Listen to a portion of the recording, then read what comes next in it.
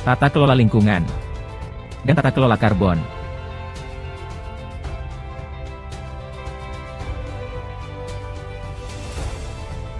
Tujuan penyusunan Rencana Operasional Indonesia Volunet SING 2030. Penguatan kebijakan dan implementasi kerja, untuk mencapai Indonesia Volunet SING 2030.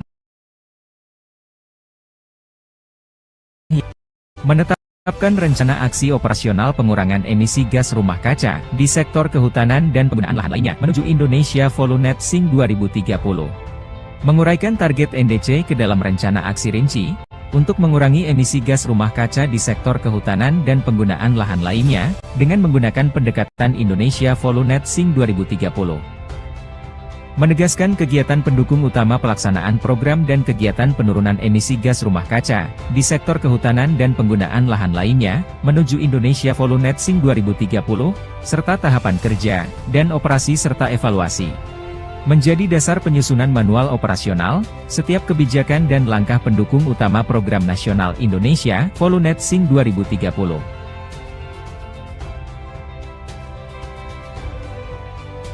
Setidaknya ada 15 cakupan Volunet SING yang perlu diketahui.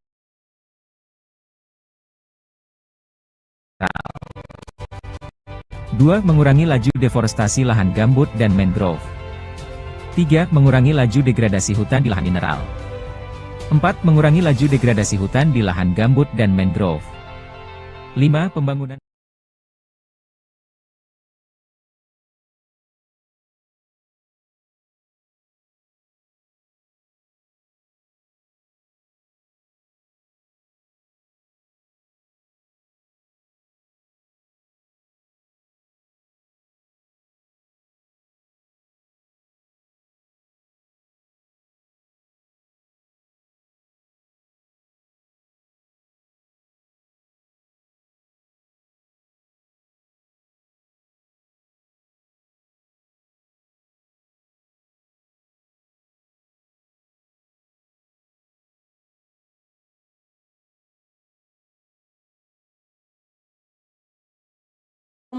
penjabat gubernur oleh sektor kehutanan dan penggunaan lahan lainnya, sama atau lebih besar dari emisi yang dihasilkannya.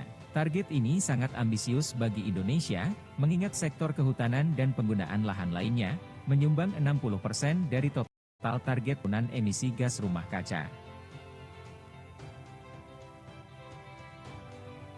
Ada 3 dasar pijakan untuk Volunet SING 2030 Indonesia, antara lain: pengelolaan hutan lestari, tata kelola lingkungan, dan tata kelola karbon.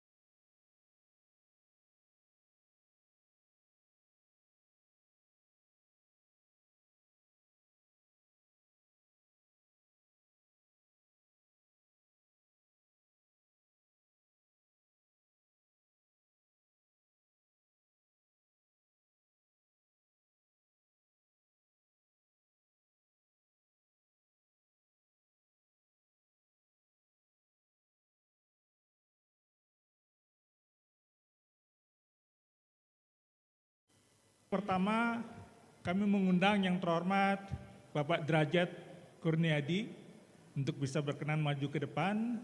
Bapak Jone Diono Esut MSI juga berkenan, Bapak Dr. Wiratno, dan juga Bapak Dr. Saiful Anwar.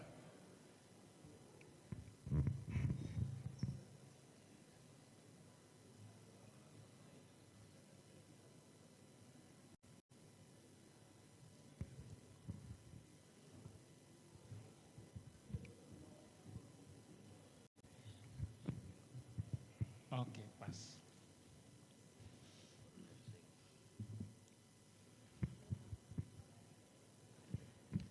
Bismillahirrahmanirrahim. Assalamualaikum warahmatullahi wabarakatuh.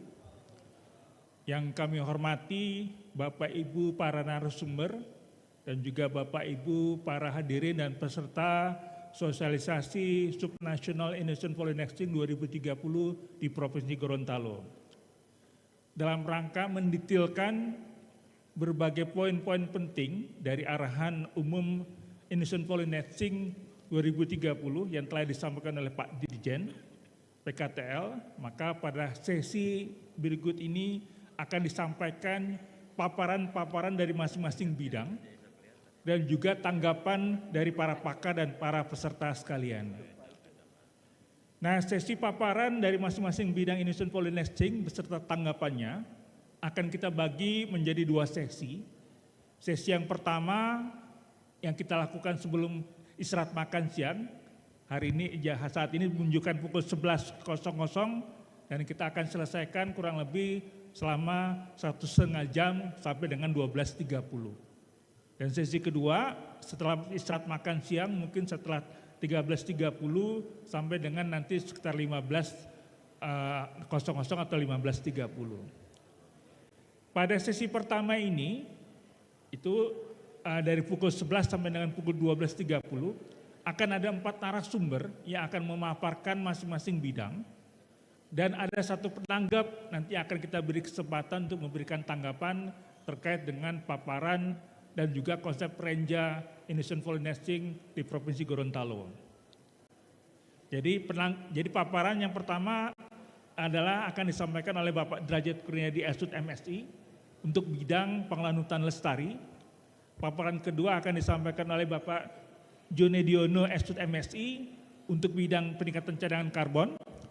Dan paparan ketiga akan disampaikan Dr. Insinyur Wiratno MSc terkait dengan bidang konservasi bidang 3. Dan paparan berikutnya akan disampaikan terkait dengan bidang instrumentasi dan informasi akan disampaikan oleh Bapak Dr. Saiful Anwar MSc. Dan sebagai penanggap nanti akan kami mengundang Bapak Dr. Sofyan Abdullah SPM MP, Bapak Rektor Universitas Gorontalo. Nanti masing-masing substansi materi akan disampaikan kurang lebih 15 menit. Jadi nanti kami selaku moderator akan mengingatkan waktu penyampaian 3 menit sebelum alokasi berakhir ya. Nah, sebelum saya mengundang Bapak Ibu para narasumber, saya awali kegiatan ini dengan pantun dulu. Hanya satu bait. Batik Karawo dan Upiah Karanji busana yang serasi. Kerajinan tradisional khas Gorontalo. Ayo kita berbagi ilmu dan berdiskusi untuk turunkan emisi. Kembangkan Polynexian, Gorontalo bisa olo. Bisa juga. Oke, kesempatan pertama kami berikan waktu kepada Bapak Derajat untuk bisa memaparkan terkait dengan renov bidang pengelolaan lestari. Waktu dan tempat kami sampaikan 15 menit mulai dari sekarang. Selanjutnya kita akan bergerak kepada bidang 2 terkait dengan peningkatan cadangan karbon yang akan disampaikan oleh Bapak Jone Diono Esut MSI. Waktu dan tempat kami persilakan 15 menit dari sekarang. Terima kasih Pak Moderator. Izin saya berdiri juga biar disebut lelaki juga tadi. Terima kasih yang kami hormati Bu Winarni, Pak Rektor dan Bapak Ibu semuanya. Bismillahirrahmanirrahim. Assalamualaikum warahmatullahi wabarakatuh. Selamat siang dan salam sejahtera bagi kita semua. Baik, Kali ini kami akan mencoba menerangkan terkait dengan bidang 2, peningkatan cadangan karbon, yang sudah diberi waktu 15 menit tadi, untuk persiapan penyusunan rencana kerja subnasional di Provinsi Gorontalo. Lanjut, Pak. Seperti yang sudah dipaparkan oleh narasumber pertama, kita sesuai dengan SK 168 untuk di bidang 2, peningkatan cadangan karbon terdiri 3 sub. Yang pertama adalah rehabilitasi hutan dan lahan, yang kedua mangrove, dan yang ketiga adalah restorasi replikasi ekosistem, ruang terbuka hijau, dan ekoriparian. Dan tentunya kita sangat berharap dukungan dari Pemda maupun pelaksana teknis di tingkat tapak, karena tanpa dukungan Bapak Ibu semuanya, kegiatan yang terutama di bidang 2 ini, peningkatan cadangan karbon, tentunya tidak akan berjalan sesuai dengan tujuan yang telah ditetapkan. Lanjut, Pak. Metodologi di dalam penyusunan rencana operasional Indonesia Volunetzing 2030 untuk bidang 2, peningkatan cadangan karbon, ini terdiri dari 3 tahapan. Yang pertama adalah informasi spasial terkait dengan indeks biogeofisiknya. Yang kedua adalah informasi spasial tentang arahan estimasi pemanfaatan kawasan hutan. Yang ketiga adalah informasi spasial tipologi kelembagaan pada tingkat tapak. 3 informasi ini kami analisis sehingga memunculkan rencana operasional di bidang 2. Lanjut.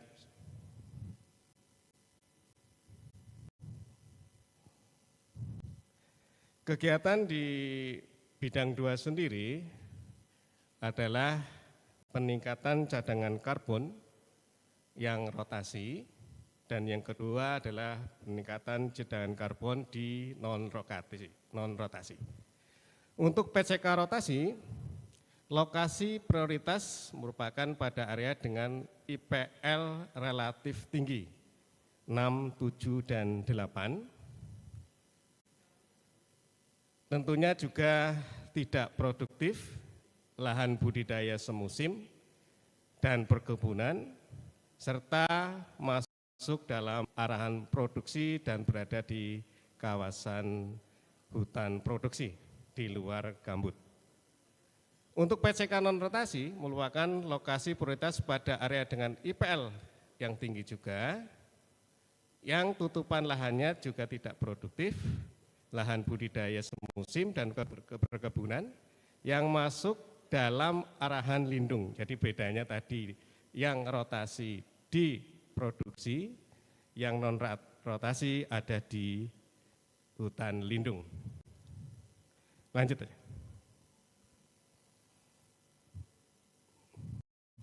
Berikut ini adalah target kami di bidang 2, ada kurang lebih kalau kita hektarkan 10 jutaan hektar yang terbagi di seluruh provinsi di Indonesia.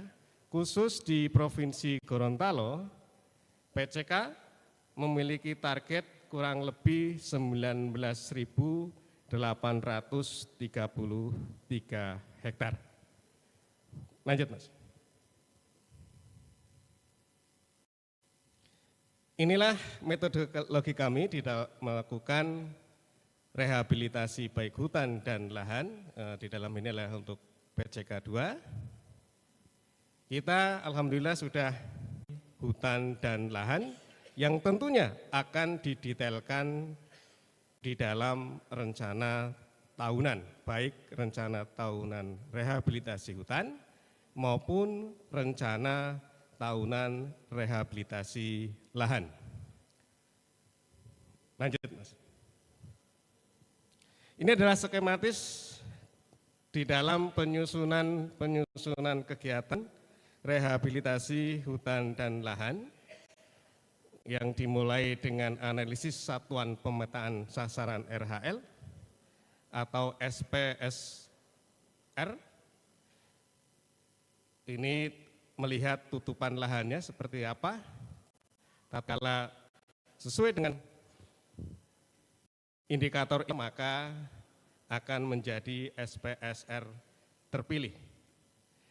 Lalu proses selanjutnya kita juga mengoverlaykan dengan tata ruang, fungsi kawasan dan sebagainya menjadi peta indikatif RURHL. Peta indikatif RURHL das inilah kita coba dekati juga dengan kebijakan prioritas, peta perizinan, peta administrasi, peta sosial ekonomi maupun kelembagaan, maka muncul menjadi peta RURHL das yang nantinya merupakan pedoman di dalam melakukan kegiatan-kegiatan RHL, baik bersumber dari anggaran APBD, APBN maupun masyarakat. Lanjut.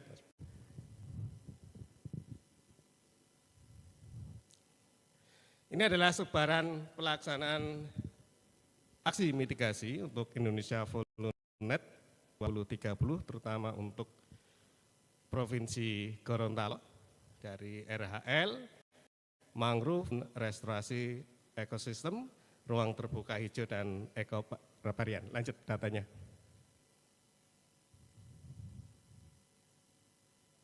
Lanjut ke data saja. Inilah data yang kita sampaikan terkait dengan target tadi, yaitu untuk Provinsi Gorontalo, baik rotasi maupun non-rotasi, mendapat target seluas kurang lebih 19.893 hektar tadi, yang terdiri dari APL, hutan lindung, HP, kawasan suaka alam maupun kawasan pelestarian alam.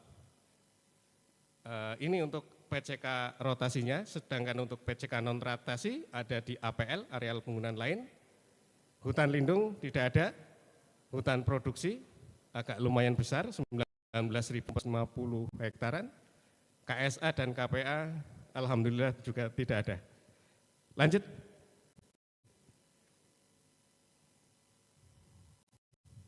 Setelah kita tapis dengan RURHL terkait target PCK 2 tadi, baik rotasi maupun non-rotasi, maka yang masuk di dalam RURHL adalah seluas 11.826,77 hektar. Posisinya berada di Kabupaten Gorontalo dan Kabupaten Gorontalo Utara. KPH-nya posisi ada di wilayah 4, 6 Gorontalo Utara, Gorontalo, KPH wilayah 4, ada 2 KPH ternyata ya, KPH wilayah 4 dan KPH wilayah 6. Lanjut. Dan ini adalah alokasi terkait dengan rehabilitasi hutan dan lahan dengan metode vegetatif untuk tahun 2023 dan di tahun 2024. Untuk tahun 2023 kita sudah melaksanakan atau akan melaksanakan dan sudah tersusun rancangan kegiatannya kalau yang ini nih. Seluas kurang lebih 380 hektar. Sedang untuk tahun 2024 kita ada 10.000. Ini lokasinya juga sudah ada. 3 menit lagi. Waduh. Pak. Lanjut. Lanjut Mas. Nah ini adalah upaya-upaya RHL sesuai dengan sasaran RHL, ada 8 sasaran. Upayanya ada 3, yang pertama adalah vegetatif, baik di luar kawasan maupun di dalam kawasan. Kita juga melakukan penyediaan bibit gratis di persembahan Permen BPDAS Bone Bolango. Yang kedua adalah RHL sipil teknis dengan cara pengendali dan penahan kali plak maupun sumur resapan. Yang ketiga tentunya kegiatan 1 dan 2 tidak akan berjalan baik kalau tidak ada pemberdayaan masyarakat. Lanjut.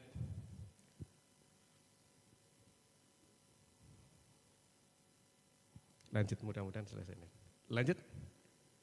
Nah, ini adalah dukungan terkait dengan RHL vegetasi.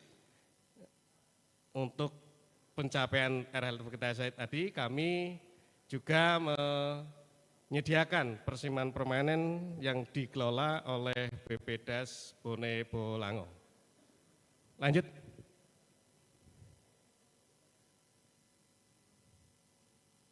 Ini adalah kolaborasi bersama kegiatan RHL non rotasi, mulai dari perencanaan, pelaksanaan, pasca RHL yang kita hanya 2 tahun saja, serta penguatan di pengendalian dan pengawasan.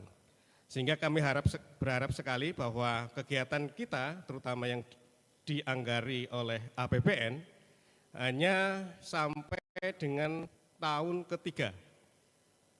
Sedangkan kita sudah mengetahui bahwa tahun ketiga tentunya tanaman-tanaman itu belum produktif. Maka kami berharap sekali bahwa kegiatan RHL setelah serah terima tadi, semoga pengelola-pengelola kawasan menjaga dan memelihara sehingga tanaman-tanaman yang sudah ditanam menjadi produktif dan tentunya akan mencapai tujuan RHL itu sendiri, yaitu memulihkan fungsi hutan dan lahan. Lanjut.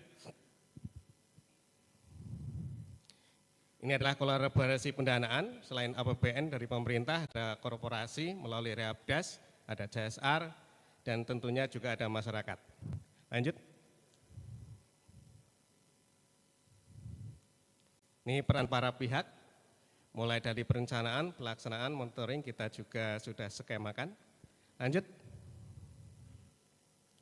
Terima kasih Pak Moderator. Sekian paparan dari kami, mudah-mudahan bermanfaat.